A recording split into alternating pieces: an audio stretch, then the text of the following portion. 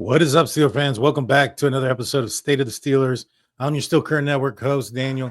And I think it's happening, guys. I think it's about to happen. I think Aaron Rodgers is about to become a Pittsburgh Steeler. All indications are pointing in that direction. He's come out on a couple of podcasts. He named the Steelers first and foremost, he came out on the Joe Rogan podcast. And there wasn't really any talk about football much. No, not really anything at all. Now, he did mention something about his personal life, and he talked about somebody close to him or, brought up the cancer being a possibility as to what he's been dealing with in his personal life as of recent, which kind of aligns with what he said. It's his business, and he said that it was his business, and the people who need to know what's going on in his life. And, it seems like he was very honest about that. And so, prayers and thoughts go out to him and his family or whoever's close to him that is dealing with those things. Now, when he mentioned the teams that need to know, the only one team he brought up was the Pittsburgh Steelers. Now, here recently, Aaron Rodgers was doing a little Q&A, and a female person in the stands asked him, would he ever consider playing for the Chicago Bears? He said no. And he said that there's a team, something to the effect, I'm paraphrasing here, the team could be playing the Chicago Bears this year on the road in Chicago. And that just so happens to be a team that the Steelers are playing this year. They're playing Chicago in Chicago. Would you look at that? So is that another hint, another sign? Yeah, I think so. There's been a lot of rumblings going around that this weekend, maybe perhaps on Monday, the signature is going to happen. Now, why did it take so long? I think one, he didn't want to divulge his personal life to everybody. I think a lot of people were going to ask him, like, why aren't you in mini camp or training camp or any of these other camps that were just here recently that were voluntary? If you signed with the Steelers, why weren't you there? It's nobody's business. Then he's got to get into his personal life. If he doesn't want to answer it, then he's going to be perceived in a certain light as well. So it's like a no-win situation for him. Now, I think he's had a backdoor handshake or whatever you want to call it with the Pittsburgh Steelers for a while now. An acknowledgement or a handshake deal that he was going to be a Pittsburgh Steeler for this year. I think that's been in the works, and I think that the Steelers have kind of shown no worry or fear or anything about him. And I think everybody understands that there's a possibility that he still could not be a Pittsburgh Steeler. I mean, they tried to trade for Christian Kirk. I think that's his name. It sounds funny, and I don't know why, but yeah, I hope I'm right. From the Jacksonville Jaguars last year. He was about to sign, then he broke his collarbone, and he didn't become a Pittsburgh Steeler. So there's always the possibility that something can happen, and then Aaron Rodgers retires, something to that effect. So, they haven't obviously come forward and say, yeah, he's going to be a member of the Steelers because, he's not yet. And they're not going to go out there and disclose those things if there's a possibility that something can arise. He might change his mind. He could get hurt. A lot of things can occur. And so until it's actually pen to paper and he's in the building, they obviously just didn't want to put it out there. So in the end, I think it's obvious that he's going to be a Pittsburgh Steeler. Steelers, Art Rooney, Tomlin, or Omar Khan really didn't show anything that would say that he was not going to be a member of the Steelers. Obviously, like I mentioned, something can always happen, but if health and everything goes okay, I think he's going to be a Steeler. Now, what is this going to do to the team? Well, Mark Caboli said something interesting. He little comment that he made on Caboli and Mac says, "Do you think the playbook matters to Aaron Rodgers? Because I really do believe that it's going to be the Aaron Rodgers playbook. He's going to call what he wants to call, and that might well be a bit of a battle. I want to believe that Aaron Rodgers is going to get a lot of carte blanche and when it comes to this offense, what he wants to do and what he wants to call. Russell Wilson and Arthur Smith supposedly got into, or they bumped heads. And one of the reasons supposedly they bumped heads was because Russell Wilson wanted to do his own thing. He wanted to call his own plays. He wanted to change plays at the line of scrimmage, etc. A lot of people, well, there's been sources that have come out here recently and spoke about, I believe it's part of Russell Wilson's camp, spoke about how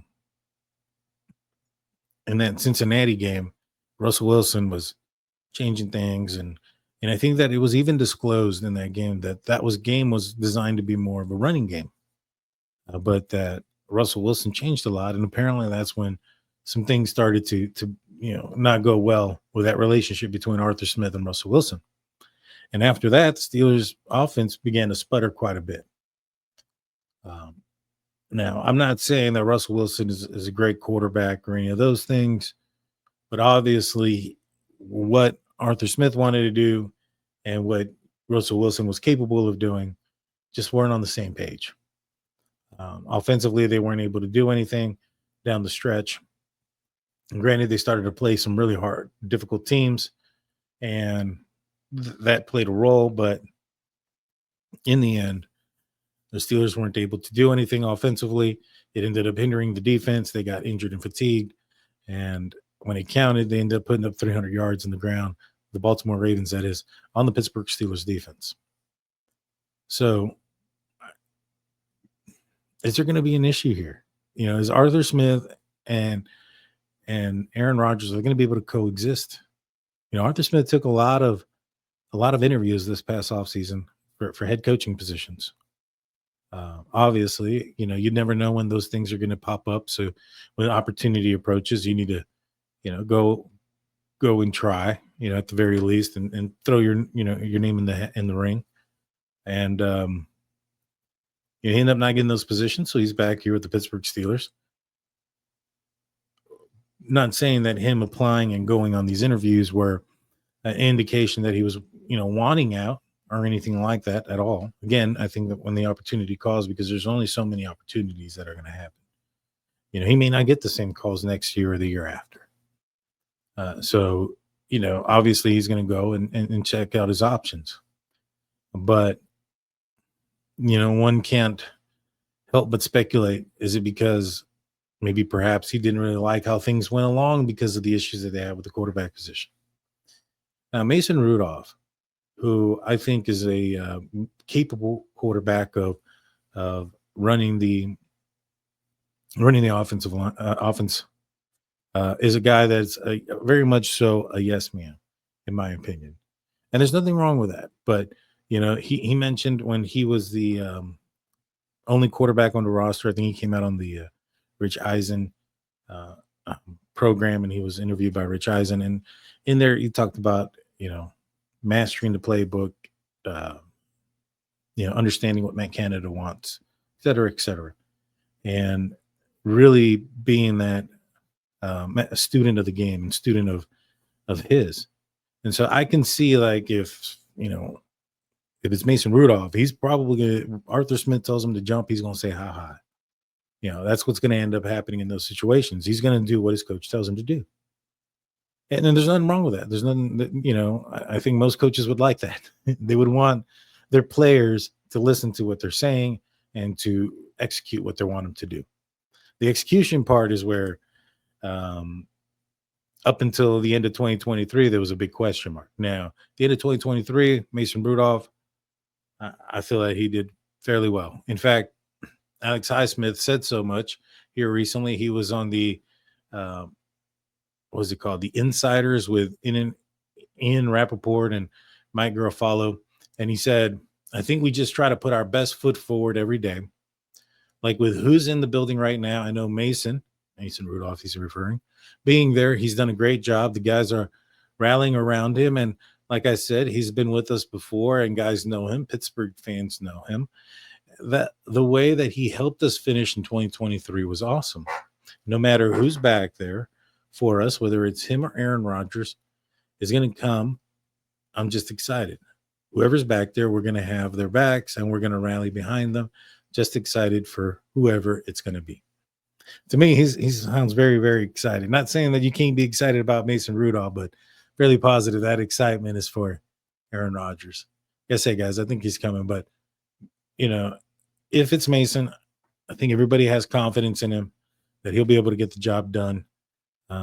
Now, would he be able to get the job done at the same rate or consistency as Aaron Rodgers? Probably not. Me and Shannon talked on it on the Hangover. I said that there's probably about a 3-point difference per game between Aaron Rodgers and Mason Rudolph. I'm thinking 23, 24 points a game with Mason Rudolph and 26 to 27 points a game with Aaron Rodgers, which is kind of where you want to be. That's a good point per game average. And if the Steelers defense can be, what they've been when healthy, that's a good team to have, in my opinion. Well, we're going to take a quick break. Don't go anywhere. We're just going to have a few words from our sponsors.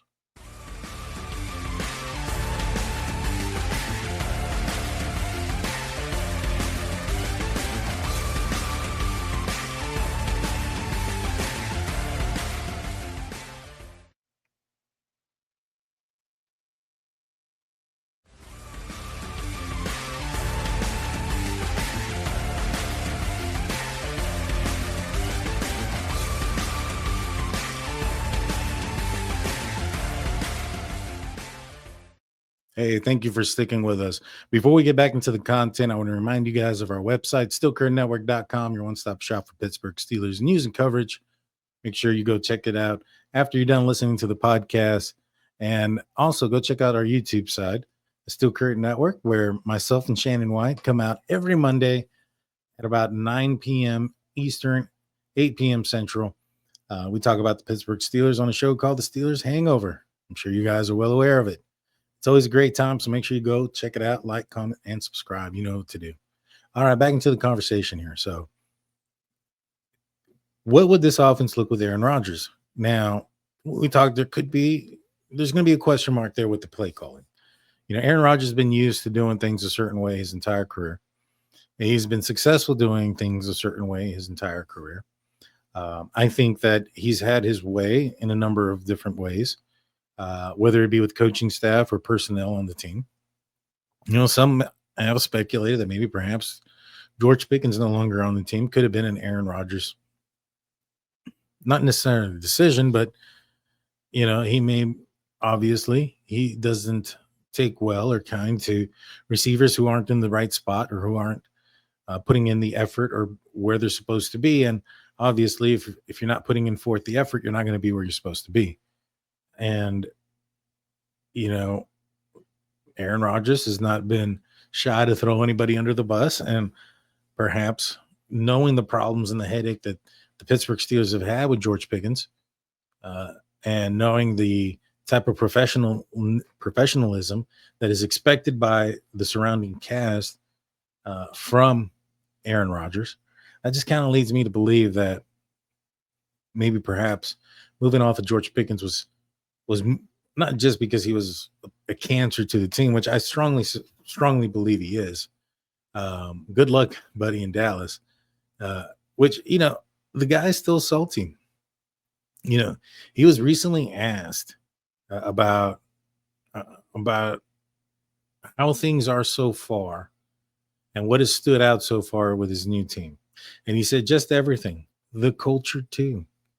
That was the one thing that they talked that was criticized about George Pickens, is that he was a cancer to the culture that the Steelers were trying to bring. One of the things that myself and Shannon White have said multiple times was that the players that the Steelers have surrounded themselves with. Now, we'll look at Aaron Rodgers and DK here in a second, but for the majority are character good players that don't bring in much drama. Now, I'm not saying that DK Metcalf and Aaron Rodgers are issues. I don't think they are. Has there been drama surrounding them? I think there has been. So there's a little bit of a difference, right? Because like George Pickens has been the drama plus the antics.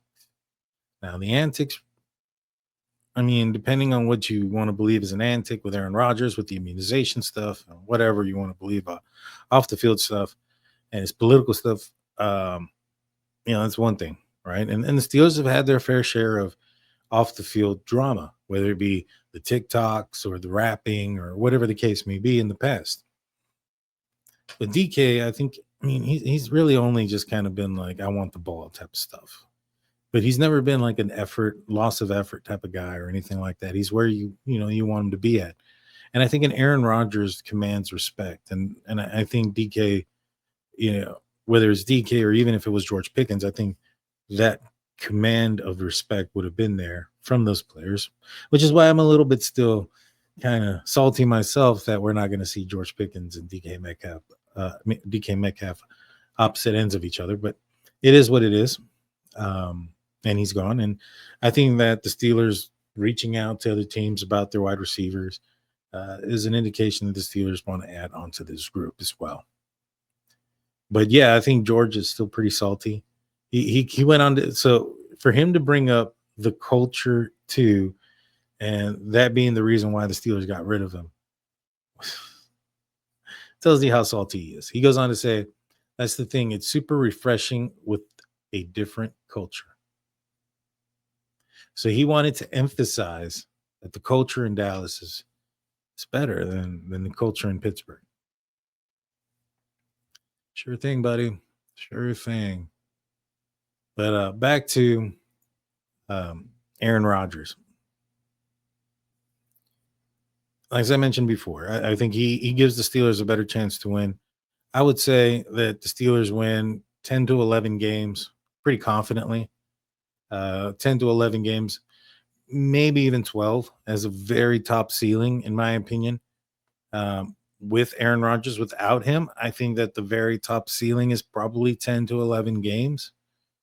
But that's like if everything bounces their way type of situation. In reality, I think that there's a little bit more of a it's not 11 to 10 11 games. I think the 11 to 10 games is their ceiling. But with that, I think it's more like 8 to 10 games. 8 to 11 games, somewhere between there. There's a possibility for more losses without Aaron Rodgers. I think the consistency is a question there. Mason Rudolph, can he do it for a full amount of time, a full season? I know he hasn't played a full season with the Pittsburgh Steelers, and I think his record with the Steelers is like 8-4-1 or something like that. I know now he's like 8-8-1 or something of that nature. So right on par with a 500 record. But with the Pittsburgh Steelers, he's done a lot better. His record is indicating of that. I think he's been more fluid with his throws. One of the things that concerned me about Mason Rudolph early on in his career was the happy feet that he had, and that seemed to have gone away. I noticed it against the Detroit Lions game where that was a tie, and which wasn't his fault. I know that he skipped a pass in that game, but there was two other drives, one at the end of the game and one in overtime where I think it was Pat Freiermuth and Deontay Johnson both fumbled the ball to the opposite team, both going in for scoring position. So I don't blame that game on him at all. I think that he probably should have taken over, and had he done a lot better, maybe perhaps things would have been different post-Ben career, as far as having him in a real opportunity to be QB1. But at the time, the Detroit Lions were completely defeated. You've heard of undefeated. They were the opposite. They were completely defeated. They hadn't won a game. And but this was on the eve of them being really, really good. Like, they had lost all their games, but there was a lot of fluky things that happened that season. Whether it was, I think, Justin Tucker kicking in a 66-yard field goal after it didn't go in the first time, and there was something that happened or whatever the case may have been. It actually should have been a win for the Lions, and there was another lot of fluky things that happened to them that year. But they were on the cusp of becoming really, really good. In fact, the next year they were a really good team. And the following year, even better, and so on. We've seen where they've gotten to since then. But, they were there. They were on the cusp of being that good team, but because they weren't and they'd been completely defeated, it just rubbed everybody the wrong way. That Mason Rudolph couldn't take care of that in that game, even though Ben had just gotten COVID, and it was the day before the game that everybody was notified that Ben wasn't going to play and that Mason was going to play. You know what I mean? He was able to go in there, and from what I could see, the happy feet were gone. He looked more comfortable in the pocket. Uh, and in 2023, when he goes in there, that's the one thing that I saw from him. And if he can just get the ball out on time, I think he has a good opportunity to be a pretty decent quarterback. Um, I'm glad that I can bring out my number 2 Mason Rudolph jersey again. And so, but Aaron Rodgers, I think he's going to be a Pittsburgh Steeler, though. I think we're going to find out in the next couple of days. You never know. By the time this is out, he might have already signed. Well, I want to shout out also Trey and Zakia. They purchased a couple of tickets for me for the Pittsburgh Steelers. They reached out to me on my Twitter, which is @DrunkTurkeyShow. And they say, hey, we know you. We listen to you. We know you are selling some of your tickets to the games, and they were interested in it. I hooked them up. I saved them quite a bit of money. Plus, they didn't have to pay for taxes and fees and things of that nature.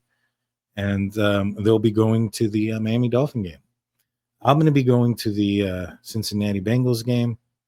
And I think the Colts game is the one that my father and my mother are going to. And so all the other games are available. So if you're interested in a game, reach out to me. You can reach out to me at Twitter or at my email. My email is stateofthesteelers@gmail.com. Or you can hit me up on Twitter at DrunkTurkeyShow. And if you're interested, there are only 2 tickets, but they're in section 122, which is the same section as Dave Schofield. In fact, I think he's in row O, or right behind me. I'm in row N. And so pretty close to each other. If you end up going to the same game that he does, you might run into him. But if you're interested, hit me up. I'll let you know if I have any more left. But that's going to do it for me tonight, guys. Be safe this weekend. Have a safe Memorial weekend. Remember those that have made the ultimate sacrifice. This is for them. I have personal friends who were deployed overseas that didn't make it home. May y'all rest in peace. And thank you for those that gave the ultimate sacrifice. Until next time, guys, we'll see y'all later. Peace.